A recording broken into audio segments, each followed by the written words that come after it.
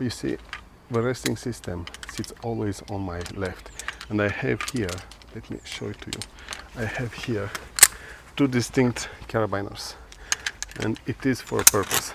First of all, I'm using this Y-shaped lanyard because it provides me two lengths, and I know this is so good and useful on the Via Ferrata.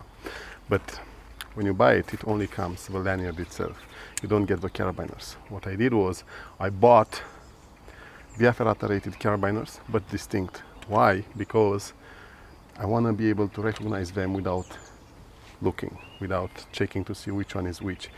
If I cannot check visually to see which one is which, I have to be able to, by touch, identify them, and I know this one is the shorter and this one is the longer. I always give them to my left because I need to be able to anticipate and know exactly what to expect when I get into the difficult situations. Remember, when you get in trouble, it happens extremely fast. You don't get to think too much. You don't get too much space for your aware cognitive capacity to analyze and discern and decide and solve a situation or a bad moment you find yourself in. What happens is your aware cognitive capacity shuts down, and then the primitive part of the brain, the fight and fight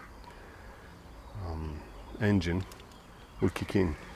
And it is when all your habits, good habits, all the training, the repetitive exercise comes into force.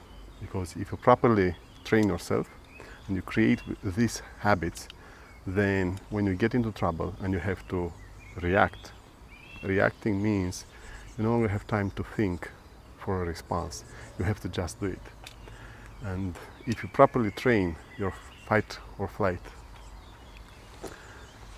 engine, you are practically responding instead of reacting, and you are responding properly because you are properly trained or you have a good habit.